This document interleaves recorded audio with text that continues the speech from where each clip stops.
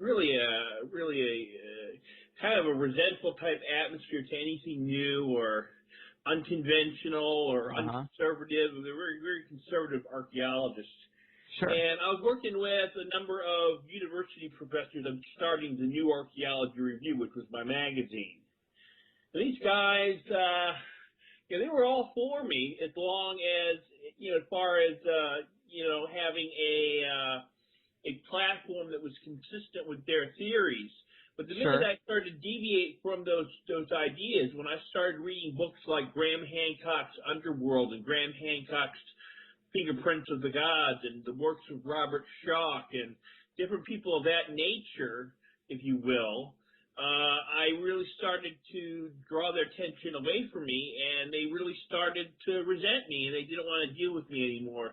So I said, to hell with them, go to your universities, teach your bullshit, whatever you do, and I was willing to take the risk and go into something new, and I started to deviate from that. I really started to research more in depth the history of mankind, and I started to apply that to a theory that I had when I was growing up about the Terran race, which was the human race, united and strong and forever dedicated to space exploration, things that were inspired by my research into science fiction and things of that nature, some of the work of Arthur C. Clarke and G. Roddenberry and others of that nature, some of the great science fiction minds who, even though they were writing fiction, who really had the grasp of what our destiny in space was. And that was my main goal, was to proliferate that type of viewpoint. And I figured that through archaeology, through mythology, through ancient mysteries, I'm creating a consciousness for the Terran race, a new viewpoint which will endure, for generations to come. And I want to put that down. I want to put forth a legacy for the Terran race, for the future, for our children and our children's children. Right on. I've heard you mention the Terran race before. And I've heard you mention the Terran society that you were trying to start up. What is that? It's something to try to unify humanity? Yeah, the Terran nation. I believe that together we can do anything we choose to do, that we are united and strong if we are together. Together we are unstoppable. Divided, we're worth nothing. And only through unity and common purpose and the unification of Terra and its people will we find true satisfaction with ourselves and our future. Okay, I mean, I agree, but how do you think you do that? Do you think you can do that in a capitalistic society? Well, it has nothing to do with capitalism. I mean, capitalism is compatible with that idea. But how do you get people to work together? Well, the thing is that you have to have a strong ideal, and that ideal must permeate through everything that you do. Very much like how religion in the Middle Ages transformed European society. Now, they did it for the wrong reasons, and it did it in a very negative format. I hear that. A very negative way, obviously, witch burnings and massacres and everything that was indicative of the Middle Ages. Yeah, exactly. But if it was used in a positive manner, if there was a strength, a purpose that was infused into the masses, there would be a new consciousness, and this new consciousness would permeate throughout the whole world. And that's my goal, is to create a consciousness. And that's much better than trying to create a government that would then solely try to institute an authoritarian regime that would try to institute such a unity. That would not work. That would not, history has proven that those types of governments do not last. At the same time, we've been proven that a government gone awry with no sense of purpose, that doesn't work either. So we need a system in which capitalism, yeah, sure, it'll go fine with it. There should be no problem. All capitalism is an economic system. All it is a way to create production and to create goods and services. It's an economic system. That's all it is. It's not a way of life. It's not It's not a religion. So it's definitely compatible with anything that I've put forth. I mean, that's fair, but some people say that, well, some people say that certain countries are put against each other to, via war or other means to stimulate economies. And if we could really bypass that, like, for example, I don't know if you've heard of the Venus Project or resource-based economy, but those are economic structures as well, but they seem to fit in better with a unified humanity. Yeah. They seem to put that idea forward more. I don't know if you like, what is I don't want to discount with any form of free enterprise because, that's very dear to a lot of people. And if you come forth, you got to understand this way. If I came down forth tomorrow and got up there in front of a bunch of people and said, I'm going to put a new economic system and I'm going to get rid of the free enterprise system forever. Oh, and people would, their brains would fall. Tons of people coming down on you, and they're going to say, "Oh, he's a communist, he's a socialist, he's an Obama lover," whatever they want to call me. Right. So it's not going to work that way. You have to be middle ground when you deal with things which are very true to people. That's why you have to accommodate certain things which you don't really want to accommodate, but if you're going to compromise, you have to be diplomatic about it, and you have to compromise in a way that will bring in people and not alienate them. You kind of see what I'm saying? Yeah, I gotcha. That's fair. When it comes to these ancient stories, these ancient, I guess they'd be inconsistencies from what conventional history tells us. In the conspiracy world, you got a widely accepted belief that there is a group of people, a small group of people that knows the true history and has systematically stamped out other groups' historical records and writings so they could kind of rewrite history to best suit their biggest brainwashing program at the time, which you mentioned was Christianity. But from your research, do you see any evidence that, these new discoveries that contradict traditional models are out there? And do you think that the resistance to accept that is part of that conditioning? Or do you think it's just, people are just afraid of change? Do you think it's that simple, or is it more? It is that simple. I mean, it is? You look at any type of, you look at history, and it is replete with examples of people who are resistant to change. But you see, that creates more than just resistance. It creates a core of resistance, and that core of resistance becomes in itself its own conspiracy. And because of that, it begins to develop tentacles.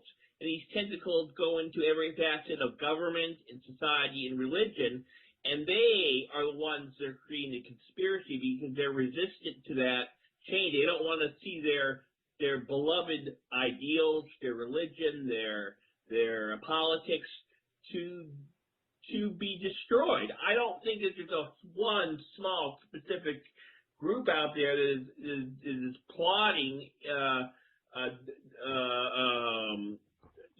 to overthrow any form of change. I don't think there's any. I mean, I don't believe in the idea of the Illuminati. I don't believe in the idea of the worldwide Jewish conspiracy, which in the early 20th century was a big thing in Nazi Germany and so forth and so on. But what I do think that this resistance is developing its own conspiracy in its own right. And that is something which needs to be fought. It's called the paradigm.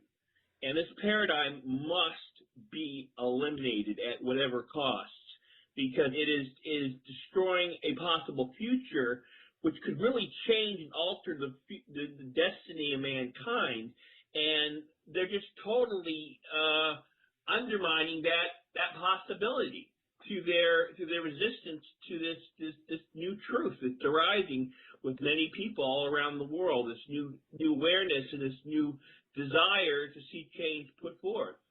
Well, that's where it gets difficult to know exactly who and what to believe, because we know that the government has lied to us.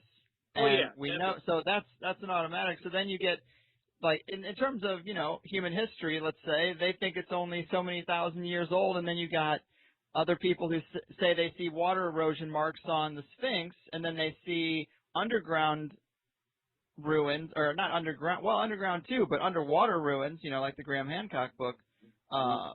And it leads and I believe all that. How deep does it go? You know, because then you got people like Andy Bisagio, who's going around giving lectures saying that he's involved in jump room programs to Mars, and it's like, you know, you can't believe the government, but it opens it up.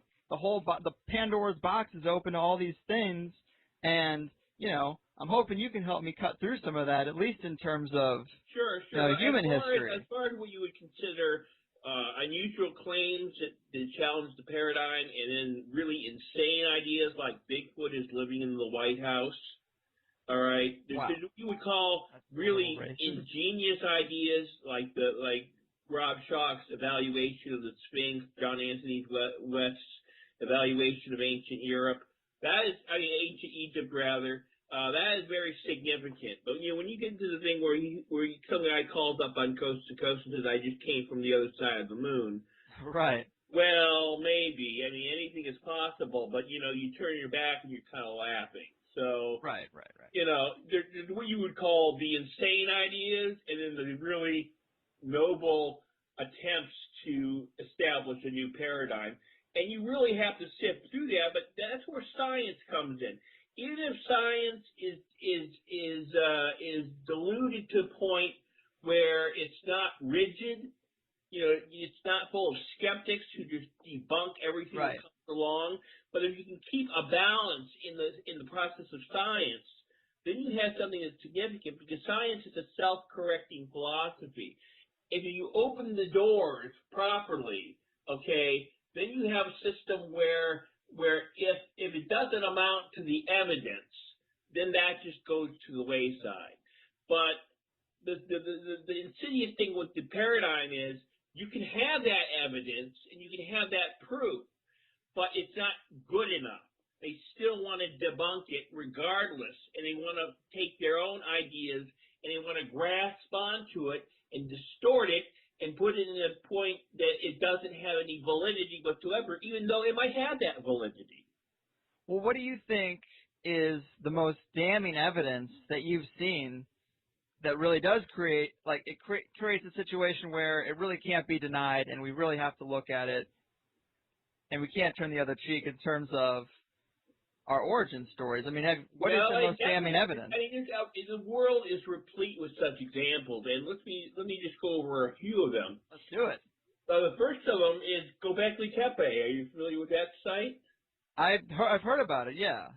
All right. Let's describe it for the people. For the past 300 years, the story has been that ancient Sumer has been the original civilization. That before ancient Sumer, before Mesopotamia, there was no significant form of civilization or advancement or massive structures.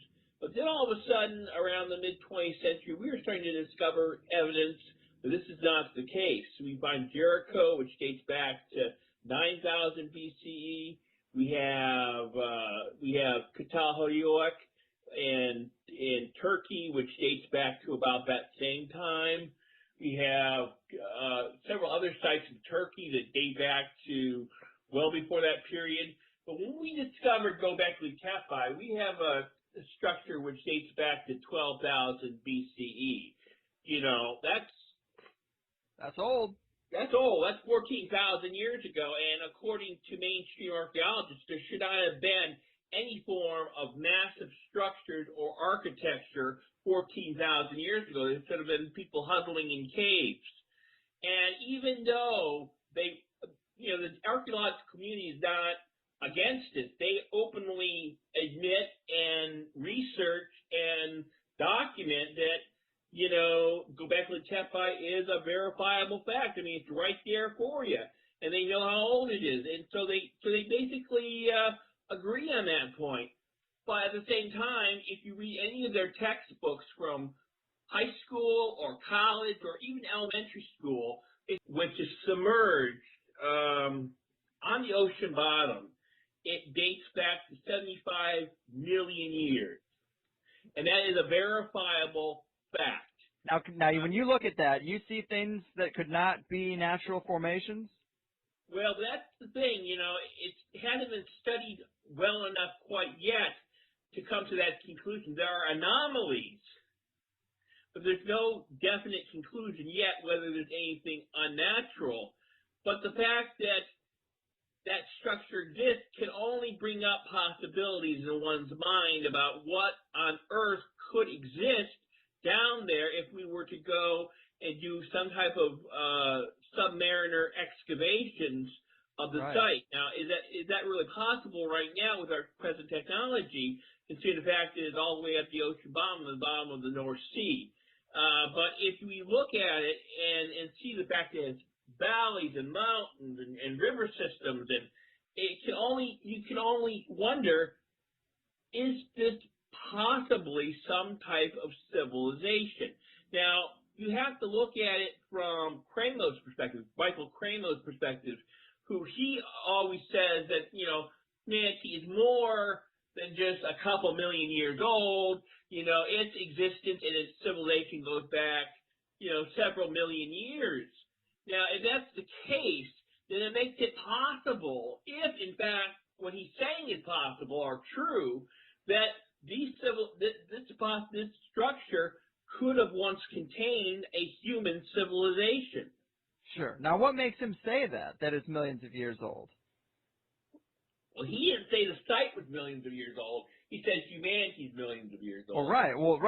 But what makes him think that? He says that because he believes, from examining such sources as the Sanskrit writings of India, from evidence that he finds in the fossil record of anatomical modern humans dating back to 60 million BC or even greater, that there's much physical evidence in the archaeological record to assume that. Now, these are anomalies, but nevertheless, they have been confirmed. And if you read his book, Forbidden Archaeology, it says it right there that, in fact, you read it's a brilliant book, and it's filled with page after page after page of lists and cataloging of anomalies of ancient prehistoric remains of humans that date back more so than they were supposed to have existed originally, which is around the 5 million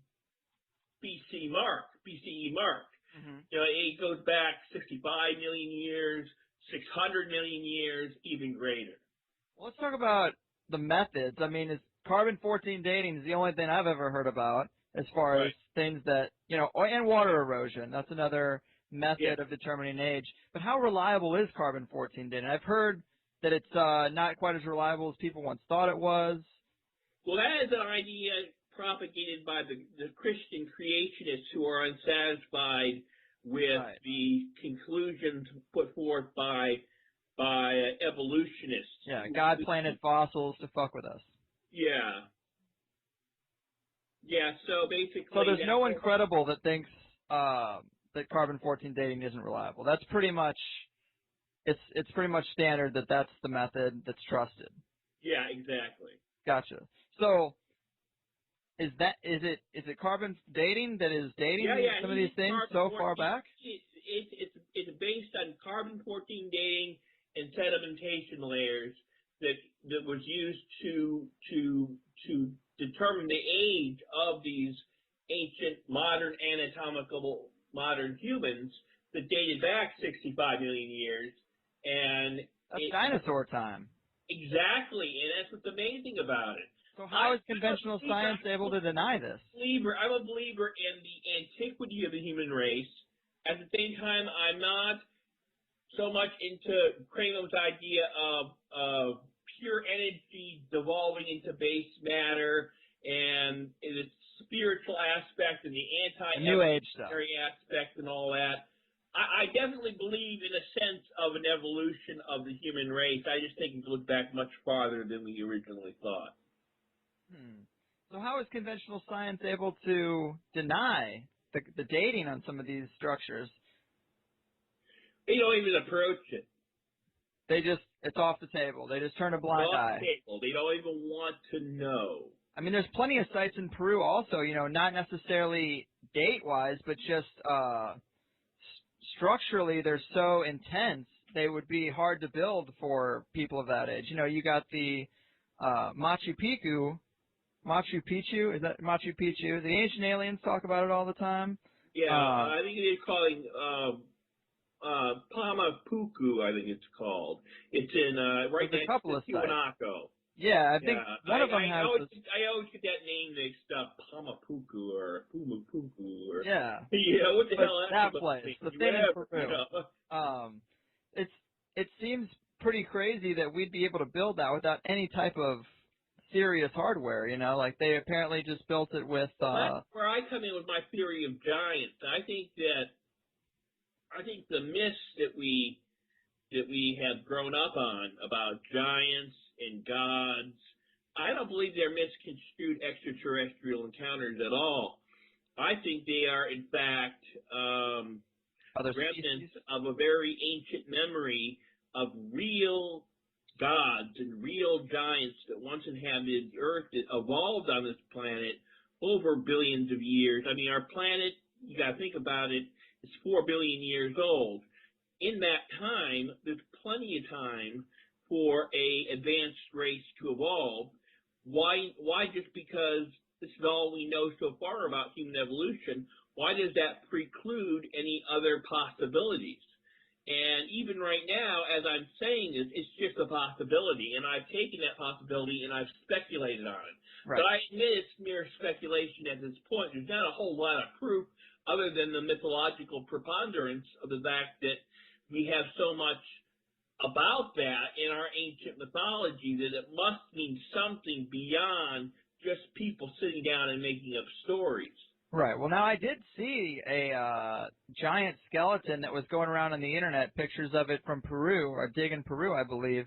But then I heard that was considered a hoax. Here we go back to our conspiracy theory. All right. I think it's where I feel at home. Okay, great. You know, how do we know that the picture, which was faked, isn't in itself part of that conspiracy? How do we know that the reports themselves could be verified, and it's just a matter of the people finding them that don't want the word to get out, they're fabricating these hoax, these fake pictures to cause misinformation. Now, that's not the first time the government on this planet would do something of that nature. Not at all. Not at all. So why do we have to immediately assume that there's nothing to these reports? I mean, a lot of people claim to have seen it, and there's been a lot of mysterious activities in those deserts in India and Afghanistan and Saudi Arabia, which were the main sites that these things were discovered in. Right. You know, it's like maybe that's why our military's over there. Yeah, you know, I've heard that theory. Our military's over there. Why not? What would exclude the possibility that it's all part of some conspiracy to begin with? It's tough to know. It is tough to know. But you have to at least talk about it. You have to at least bring that possibility up. And that's something that I have done in Clash of the Giants. Okay. Which is my next book that's coming after Forgotten Worlds. The one after that is Wrath of the Dragons, which is a book which looks at the legends and the myths of dragons. And they are everywhere, and like almost every ancient culture. And we're told these cultures didn't communicate. As some sort of dragon myth. They've shadowed the dreams of everybody from Scandinavia to India to China and into the New World. So, you know... now, is that a dinosaur? Is that the manifestation of... Well, I personally think it's something else. Okay. I think it's what are your views? To a dragon than it is to a dinosaur. Well, are we talking, you know, just like, are we talking fire-breathing dragons? Are we talking flying dragons? Exactly. Pterodactyls that breathe fire? Well, what makes you think that dragons are real, outside of the idea that they weren't all these myths, with it, which is a huge mystery in itself? But is there any evidence to support the idea that we lived at a time of dragons? Well, the historical references, I mean, there is numerous historical references all through the ancient accounts, all the way from Herodotus to Marco Polo to, I mean, the historical references are replete. And then you have in medieval Europe, numerous historical accounts of dragons being seen throughout there. Now, I basically think that dragons are not really dinosaurs. They're not part of the traditional dinosaur species. I think they're related to dinosaurs, and I think they're a separate species, a separate line. Now, there were a group of dragon-like creatures that existed prior to the emergence of dinosaurs in the age before that, which is I believe was the Triassic, prior to the Triassic period, the Triassic epoch of prehistory.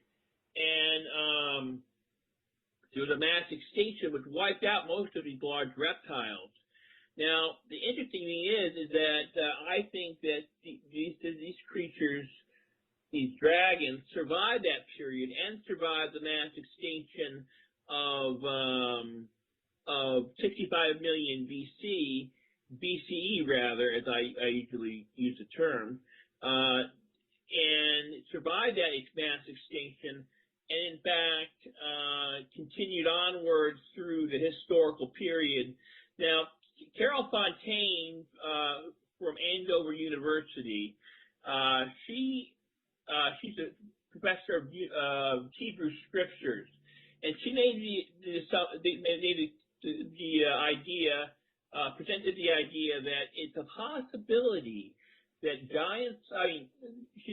dragons were real, but they were so prized for their bodies and their medicinal purposes and their wealth, much in the same way we drove many other creatures to extinction for their pelts and their feathers and their, but we drove these creatures to extinction because when you look at the historical record, ever since there was a reference to a dragon, there's reference to a human being seeking it out and trying to destroy it, at least in the Western sense. Right, and that is true. But if these creatures, survived a lot longer than dinosaurs, why aren't we finding the dragon bones? If they're fossilized, they would come around from the same time period.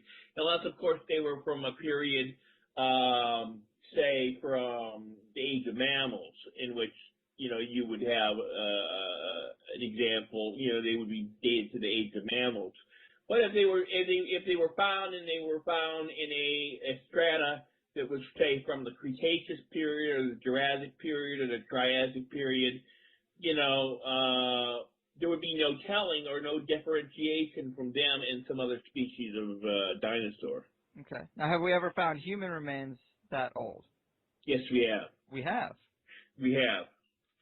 Where was that at? Because is that common knowledge? Because it doesn't seem. Oh yeah, you just go in. You take out forbidden archaeology. In fact, I think it's like on page 225 of forbidden archaeology. They have more than one example of anatomical modern humans being found that old. Wow. Yeah. Walk us through, because we're all over the map here. Walk us through what you think the history of man looks like. Okay, basically, I think are there many rises and falls, technology-wise? The whole history of mankind has been punctuated by rises and falls, mass extinctions, periods of great civilization and sophistication, and in periods of great darkness and less technology, and it takes a long time to build up to get back to that technology. This is said again, and you have to understand where I'm coming from. I'm very much a mythologist, more so than an archaeologist. Gotcha. But there is examples in the Kali Yugas of ancient India, in the popular Mayan calendar, in which the end of the world was to happen at the end of this year. You have the calendar of Berosus, a 6th century BC Babylonian priest who wrote the history of mankind dating back 100,000 years. 100,000 years. So you have a rich treasure trove of beliefs and ideas which state that mankind, and indeed civilization itself, is part of a massive roller coaster of history, going with peaks and valleys up and down over long periods of time, rather than just one, caveman at the bottom and a straight line graph with mankind at the top as the pinnacle of evolutionary success. You have to look at from a cyclical standpoint, and that's a very ancient standpoint. We lost that sense of cyclical history over a period of time, and that's basically how I think the whole breadth of human history is structured on a cyclical level. Right. I mean, I kind of put that in the same category as people who thought the Earth was the center of the universe and this and that. It's also the same thought that we are the first and only rise of man. It's kind of the same thing. So I totally understand, totally accept that there could have been many other rises and falls. And when I connect that to the conspiracy, I think if that were to happen today, if we had a huge cataclysm and 95% of the population was wiped out, who would survive? It would probably be those elites that have the resources to protect themselves in that time. And if they were to rebuild the planet, they could warp any current history stories or anything and raise their own children to believe whatever they wanted them to, and they could restructure society as they saw fit. So when you look at some of these old writings and how they've kind of been altered through the translation, it's kind of funny because I could see the secular nature of that happening. Well, it's not only that. I mean, we know it already from right out of the mouth of the babes, so to speak, out of the mouth of the mainstream archaeologists, the mainstream anthropologists. We already know from their perspective that this has already happened and has been recorded in our genetics. About 100,000 years ago, there was a cataclysm on Earth that wiped out nearly every human being on the planet, save about 100 to 50 people. Wow. Now, the way we know this is it's what's called a bottleneck. And to explain this, basically, Neanderthals had a genetic diversity level of about 13%, the highest among all hominids. Now, chimpanzees have about an 11% diversity level. Now, we have about a 1%. That means that every difference that we see on this planet racially, ethnically, is 1% of that general diversity level. Gotcha. Now, originally, we had a much higher diversity level, but because we were trimmed down to such an extent, we went through a period in which so many of those genetic codes survived. So at the end, we only had a much smaller amount of diversity, and that decrease in diversity is a lasting testament to the fact that there was a great cataclysm that just about wiped out the whole human race, and then we started again about 100,000 years ago. Right on, yeah. Think about how great a diversity. If you think of all the genetic differences are in 1% now, I mean, think about 13%. You could be talking about giants then. Yeah, exactly. And I was on an interview with Mark Murphy yesterday, and he was commenting the fact that, in the ancient Indian depictions of India, many of these gods had blue skin, and really that's not too far from the truth. We had no idea what color skin, all the varieties of skin tone there was back then. I mean, for all we know, there could be purple with pink polka dots. That's it's probably thought. not. Right. Not, but just to say that we don't know. We don't know what all there was back then. There could have been individuals with hair all over their bodies, as there are in some circumstances today. Well, how do you feel about, so you think instead of the ancient aliens theory, you think that there was just such crazy biodiversity here on the planet with different races of hominids that were natural to Earth? Yeah, Are they at different technology levels? Are they interacting with each other? Different technology levels. Then why not? Why not? I mean, look at our own civilization. There are examples of people on this planet who still live extremely primitive lives, extremely primitive levels of existence. And then you have New York City, which is probably the pinnacle of technological sophistication on this planet. So we have already in our own societies enormous changes and alterations over the geography of the world with different levels of technology. So it would not be too far from the truth to say that, that at one time there was very advanced beings on this planet that had great levels of technological sophistication, and there were other people who had rather primitive levels of sophistication, and it was those rather primitive people who maybe we descended from and brought back tales of those peoples, those more sophisticated lands, those more sophisticated civilizations and beings, and called them gods, called them giants, and created the myth of Atlantis and so forth and so on. But I do believe in UFOs. I do believe in ancient aliens. I believe that ancient aliens did in fact contact us.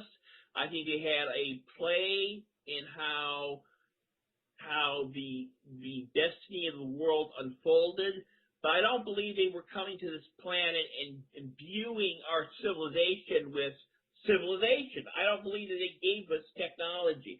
I think there was already plenty of technology already on this planet when they arrived. They just merely interacted with the existing hierarchy that already existed on this planet.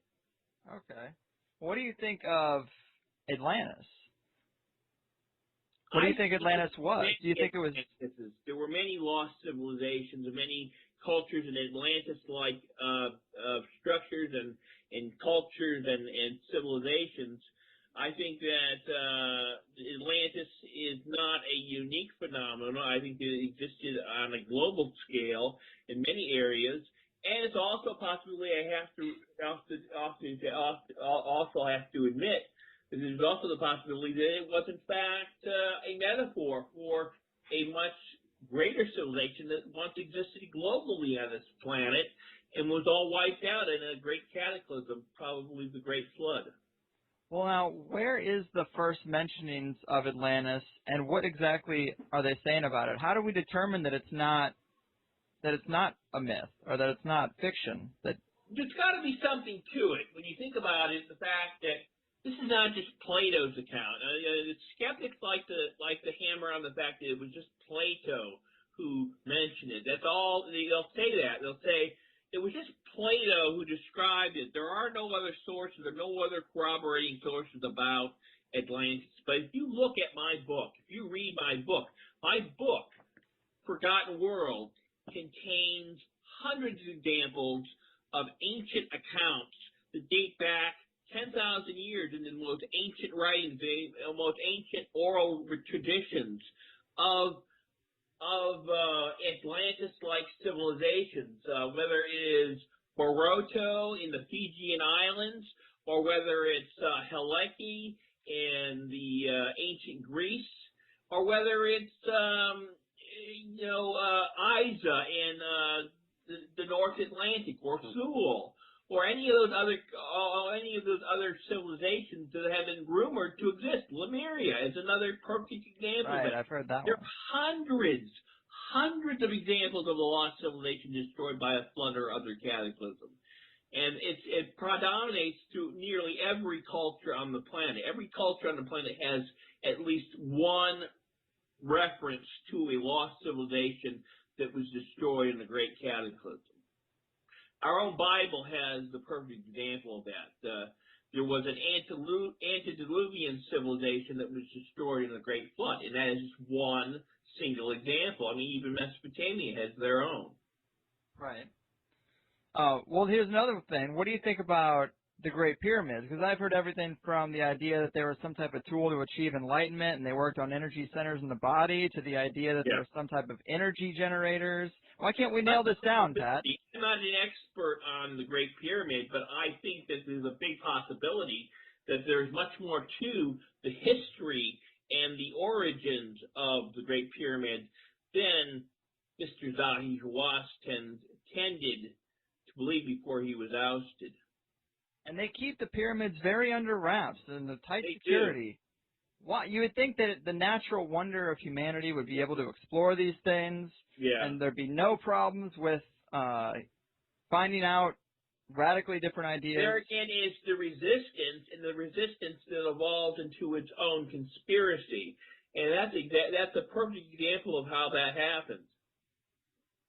It is. They don't want their prestige as a nation who had the ability to create these great structures and needed no other outside influence from Atlantis or any other civilization to create it. They want to maintain this as an Egyptian invention, an Egyptian miracle of wonder, so they can claim it as their own. And also, it interferes with the long-held beliefs of modern Egyptologists. And they don't want to give up their prestige. I mean, why wouldn't they? I mean, if someone came to you and said, if I came to you and said, the higher side is full of shit. I'd say you're probably right most of the time.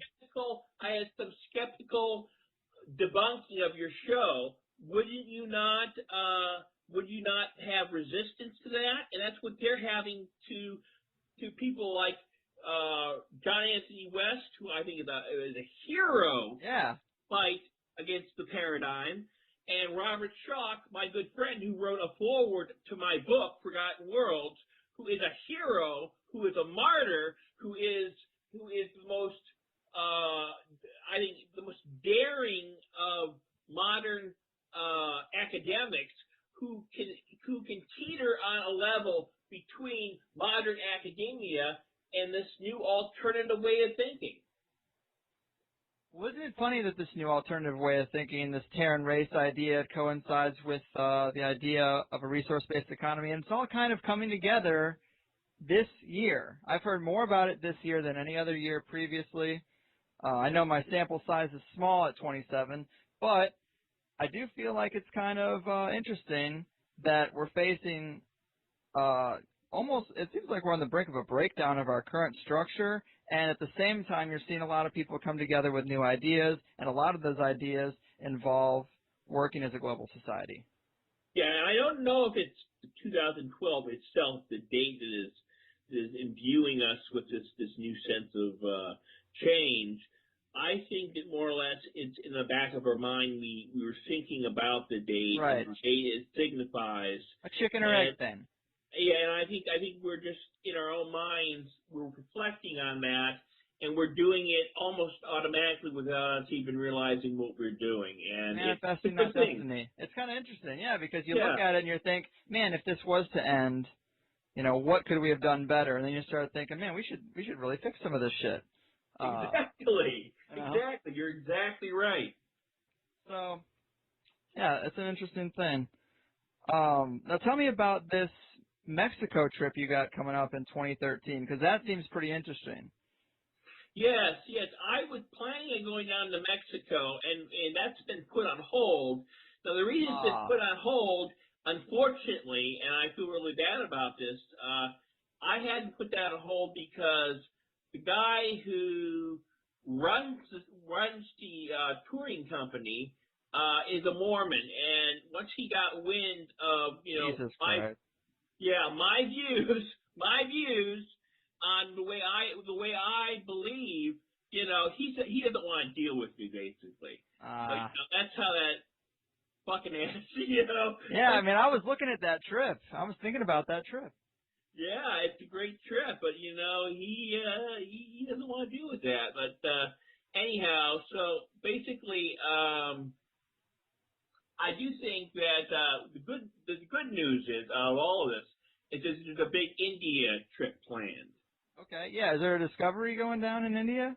We are actually, my friend Akshay and I, who is a native of India, we're going to go down there and we're going to spend 2 months just traveling around India, documenting all the ancient sites, all the culture, and when that's done, those tapes are going to provide provide the promotional material that we're then going to make into a small documentary, a series of short documentaries that we're going to put on YouTube. Nice. And out of these productions, we're going to have a touring company. Oh, that's nice. See, now you can bypass that Mormon and just start your own. Exactly, and that's what we're going to do. And once we get that thing going with the Indian side of it, we're going to go back to Mesoamerica, and we're going to go back to Peru, and we're going to have our own tours there as well. Now, that's what I would like to do, because you can go to these sites. I'd really like to go to Peru, but then I think about if I were to go there, I would probably be getting a conventional tour, and it really wouldn't be as interesting. Do that? No, nobody. So I think that's a great idea. You got to start a touring company that focuses on the alternative side to all these stories. Yeah. And these crazy sites, and pointing out what about these sites is so insane. That's what I'd like to see. I don't want to hear a tour guide just be like, oh yeah, that's kind of a mystery. We don't really know much about it. I think that there is some small group or some special interest group is ultimately influencing what they're doing. Now, what do you think their motive is? Is their motive to just keep things as they are? I think that what they're trying to do, Greg, is that I think what they're trying to do is keep it very Egyptian. I think it's a matter of national pride. I also think it's a matter of Egyptologist pride. I don't think they want to ever give up their monopoly, their right to determine history. And I think that's a natural human impulse to want to preserve their side of it. I mean, you just look at the religions throughout history. It's been a nature, they want to preserve their view, and any other view, damn be it. Fair. Do you think they've made discoveries inside the pyramids that they're hiding, or do you think they're just... I have no doubt. I would not be surprised if they found many things which maybe Hall they of Records. Yeah, well, maybe they found it and kind of had an idea of where it was leading to, and they said, we're just not going to touch this. We're not going down that road. Yeah. I think that in many cases that's the situation. They don't want to know themselves about the destiny of mankind and the history of mankind and the whole Terran race theory, which is now emerging, I think, not necessarily with me, but with the whole community of the Earth. Like you now, said. why Terran? What's Terran? Why Terran race? Okay, well, Terra is the goddess is the ancient goddess of the Earth, Terra, and for a long period of time, Terra was a reference to the Earth. Okay. Now, in the 20th century, many of the existing visionary writers, and some of them were science fiction writers, began using the term Terran simply to describe it was a word which meant earthling in their literature. But I took it as almost a racial identification, a racial idea, an idea that we have a nationalism at hand which is not related to a nation state. We have a racialism which is not related to any specific ethnic group or race, but a racialism of the planet and a racialism of the entire species, a feeling that we are one people and that we need to create a state which will embrace all people of Terran blood. Okay. And only by doing that will we ever have the moral justification to go forth and accomplish our destiny, which is to go back to space. And basically, space is the promised land, and we are the chosen people, not the Jews, but the human race is the chosen people. I hear you. I mean, do you think there's extraterrestrials that are trying to help us realize that? I mean, I'm not saying anything against the Jews personally. What I'm just saying is that they may be the chosen people, but we're the greater chosen people. Gotcha. The human race is the greater chosen people. There might be some Jews in there. A destiny greater than ourselves to fulfill this fate in space. Gotcha. Do you think there are extraterrestrials that are they trying to nudge us along to teach us this? I think that through crop circles or through other means, or do you... I don't think it's through crop circles. I think crop circles are probably some type of identification of that alien intelligence. But I think that like a cattle prod. Yeah, like a cattle prod. But I think that you have examples of are being monitored by extraterrestrials. Perhaps they see the potential in us and want us to continue on that great cosmic path, which I think was put forth by the Creator a very long time ago. I've seen some really interesting stuff on crop circles, and I love the idea of crop circles being real, but just recently, I don't know if you saw this, it really didn't make much of a splash in the conspiracy sense, but it was a guy who, with snowshoes, made all these super intricate crop circles. The thing about that is there are very true examples of faked crop circles, and they're very prevalent throughout the whole example of crop circles. But the interesting thing is that there are many more examples of inexplicable and unexplained crop circles. What makes them unexplained? Well, some of the more intricate crop circles, and in fact, there's certain areas where the wheat seems to be burned or cindered, and there are examples of odd things going out inside the crop circles themselves, like cell phones are not working, and weird radiation anomalies, and odd feelings, and people having erections when they walk into the crop circle. Yeah, so there's definitely something strange going on there, which hints that they're real. I can't really say for certain because I would rather let an expert who has studied this more in depth than myself say that. But I would assume that there's something more to crop circles than just a bunch of guys going out with snowshoes trying to make a funny design in crops. I would hope so, because they tie into New Age stuff, the New Age conspiracy a lot, in that they say that there's sacred geometry, fourth dimensional geometry on a two-dimensional plane to create a three-dimensional image. It's supposed to affect our consciousness in some type of positive way, make us vibrate and be all happy and want to get along.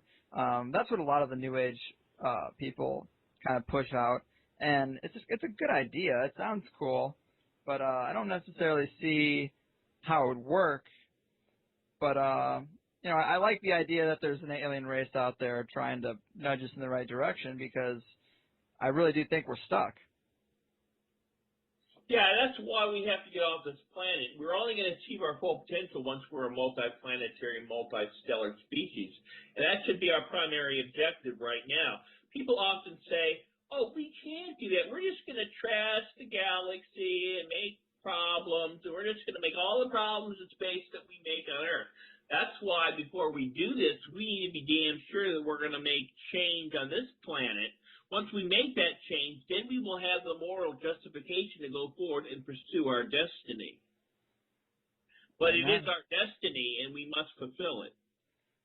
Now, I got one more question for you, because we're coming up on the hour, but you've seen the work that Richard Hoagland's done on the moon, not the moon, well, the moon too, Mars. But mainly Mars. The face on Mars, Sidonia, the pyramid shapes on Mars. What do you think about that? I think it's a fascinating possibility, and I'd love to research it more, maybe make a book out of it. Is that coming after the dragons? It could be. Is that how we got here? On Dragonback? Yeah. Write that book. It's our Dragonheart. Right. Dragonheart, yeah.